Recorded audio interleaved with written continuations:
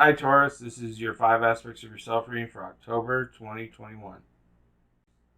Taurus, October 2021.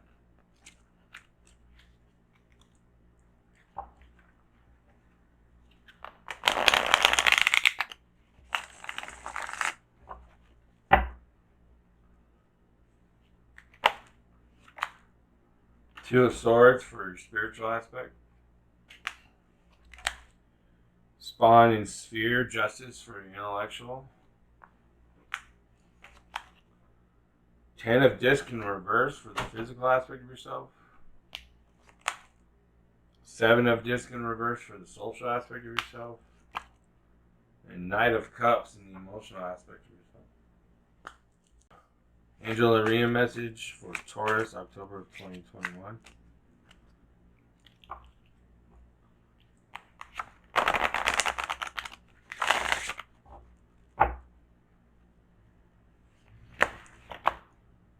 Ramil, Angel of Visions. Mausoleum message for Taurus, October 2021.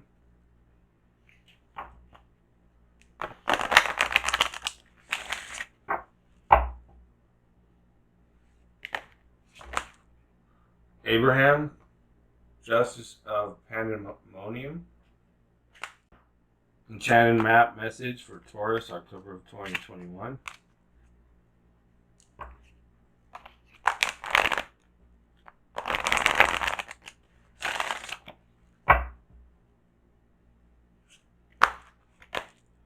Goblins. Two of Swords is reference to truce, restoration of peace, differences resolved, quarrel ended, unselfishness, sympathy, understanding, balance achieved. So spiritually, maybe you're with your soulmate or somebody who's important to you. You were having a conflict, but now you're at a truce spiritually. You're connected, being as one. Or this might be within you, your masculine and feminine aspects coming to a truce and not fighting with each other anymore within. You're having some peace in mind, potentially. The justice over here in the intellectual is why I reference that. You know, they're over here in this dark forest or at the sunset or it's starting to get dark or sunrise. So I do see that you're having a final spiritual peace within that you're sustaining and building on, working forward from. So this is a good point to continue or to, because you've obviously done some work to get to this point, right? So continue that kind of work, but also like a fresh new start almost. So you're spiritually harmonious. Spawn in a sphere or justice, balanced use of force, weighing of factors, fair decision, judicious authority, necessary adjustment, a wrong righted, truth revealed, impartial hearing.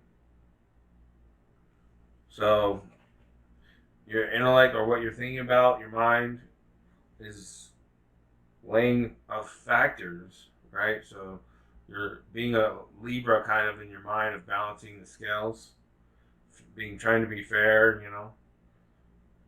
equilibrium kind of thing, or pros and cons, weighing them out, understanding the right choices for the circumstances you're in, making the best decisions that you can think of with what you got, containing the beast within, but be careful with that as well because it can potentially build up enough force to break out or have a good timing of, oh, now I'm free, I'm going to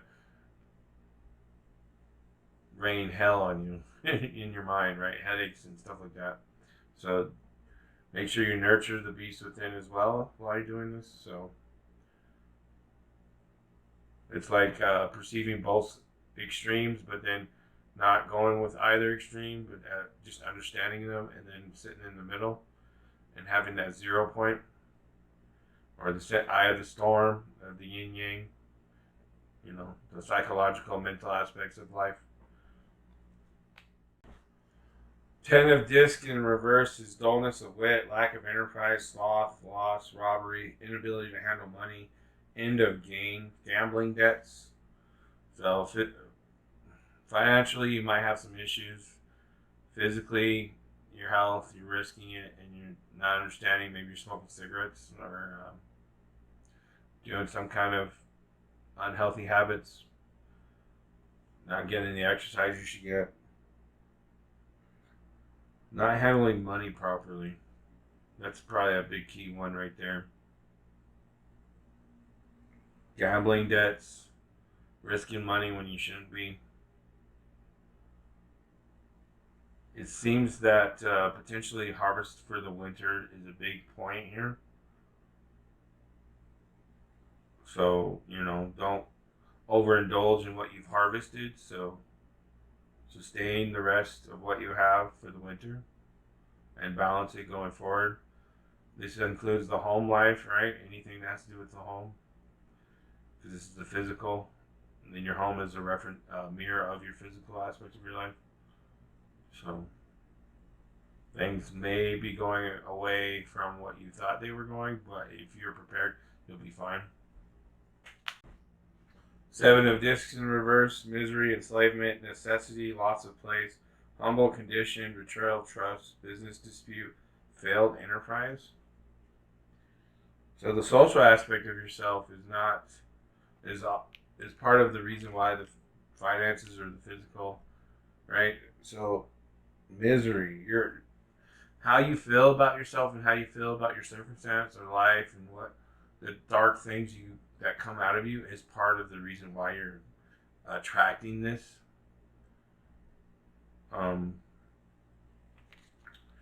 It's like the higher self is. Look at this. Her soul is literally being tormented by this dude. Okay? And this dude may not be a physical person or a person in your life. It may be just the dark side of your perceptions or the evil that you perceive. And maybe even from within the dark masculinity inside of you, causing the true higher self. This could, it doesn't mean it's a man. It could be a female, right? But it's the dark side of masculinity. So I think your dark side is just sitting there torturing your higher self. But I don't know. It also could be that there's a social thing. It could be how you feel about somebody or how you feel. Because the Two of Swords up here is soulmate reference, right? And letting go and not wanting to stab someone. I see this as a very discontent social aspect. You're just fed up with people and you don't like people kind of thing. But that's also causing the problems with the way you're outputting that energy, that you just keep attracting it. The vicious cycle of you doing that and attracting more of it and more of it and more of it and more of it. And because you keep feeling that way, and it reinforces your beliefs and how you think about things socially and people. And it's like your own torture chamber that you've constructed for yourself and you can't get out of. Because you keep reinforcing it over and over and over again with your responses to them instead of coming from a compassion and love for them and forgiving and letting go. Yeah, to let go, you have to see both sides, right? On the extreme of, can you deal with the dark side and be okay and think of an alternative route and say, well, if this happens, then I'll just try to do something else. Maybe I can do this or that. And if the best thing happens, I'll be happy. I'll feel great. Like, see both sides, right? And then sit in the middle about it. That will help with bringing peace with the social aspect of your life. Knight of Cups, a young man who is calm on the outside, but inwardly intense and seething with determination. He likes to keep his purposes to himself and tends to be crafty and subtle. He works for his own ends with ruthless, single-minded determination. His complete devotion to his own goals can generate mistrust and dislike in others. This could be somebody you're with, or this could be you. Because it's an emotional aspect of yourself. It could be about your feelings about yourself or feelings about someone else. Overindulgence would be a feeling or temptation. Cat is warning you, sees both sides, sees the below and the above. Alright. I see communication is key right now, and understanding one another and understanding those around you and the people, instead of just keeping yourself and keep doing the dark things. Um, Express your truth, whether it's dark or not, to work it out.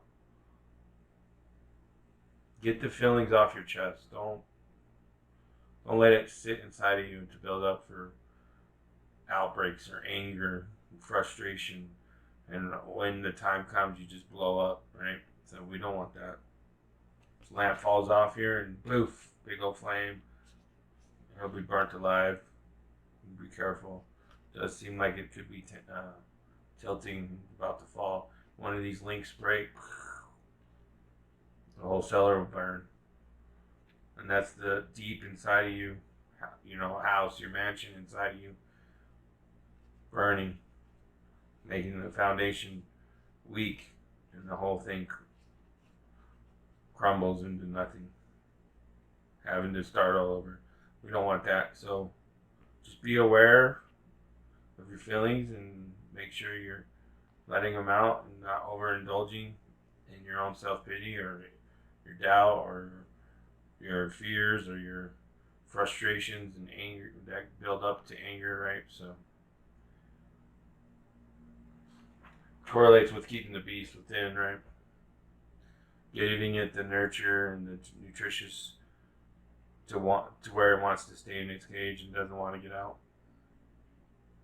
And you can unleash it when you need to, like when you're threatened. Like, hey, I got this beast within that I'll defend myself with. But sometimes you think you're being threatened and you're really not.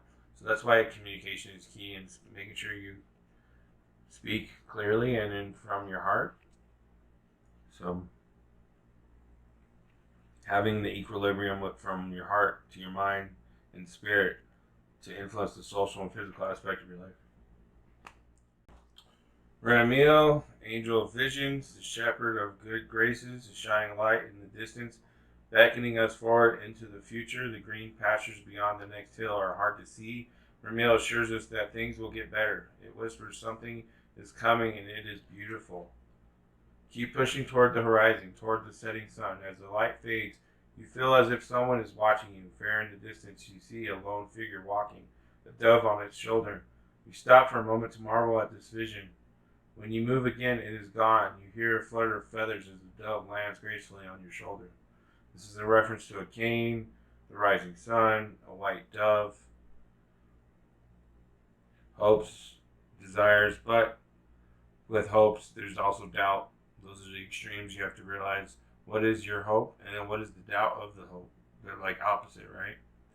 And sitting in the middle and keep action going towards what you desire. Don't give up.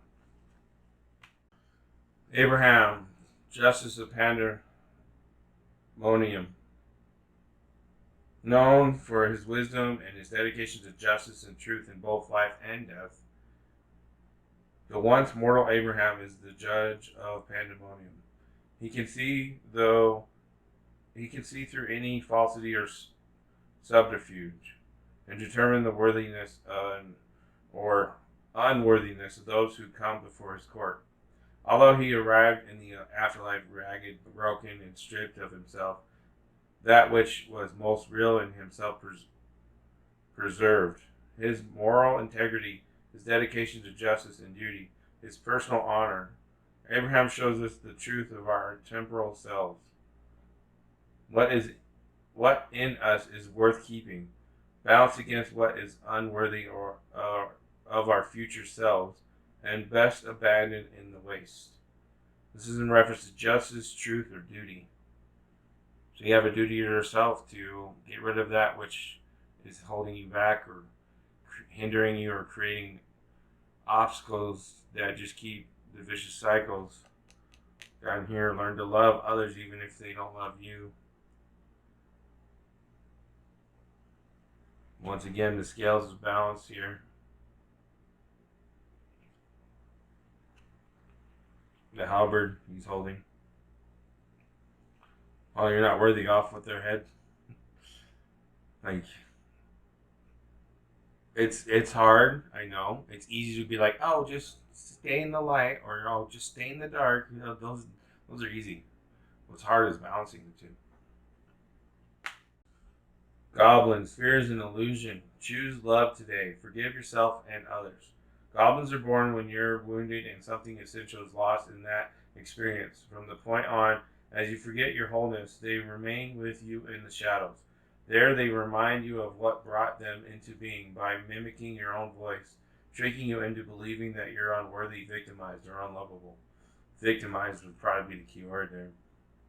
They hold you hostage through low self worth, self sabotage, and the feeling that you're lacking what you need. If goblins pay you a visit, know that they represent the shadow of your own self or someone else's, and that they're leading you into a potentially reactive situation. A goblin's card's appearance is an opportunity for growth, however, and a signal that you must love yourself. No human is without flaws. The goblin's message is that you must release resentments and negative self talk. Within you is a spark of the divine. Ask Spirit to help heal you. Miracles can and do happen. Let go of the negativity. It's often difficult to deal with someone else's issues because they impact your own. No one is perfect, but in this case, you're particularly vulnerable to being manipulated. Don't take this world personally. When the Goblin's card arrives reversed, it's a sign to step back with detachment. Don't let others people's stuff lead you into reacting from an old wound. Love yourself unconditionally. Set boundaries and your goblins will fall asleep. Love is the only answer. And that was your reading, Taurus, for October 2021. Thanks for watching. I'll see you next month.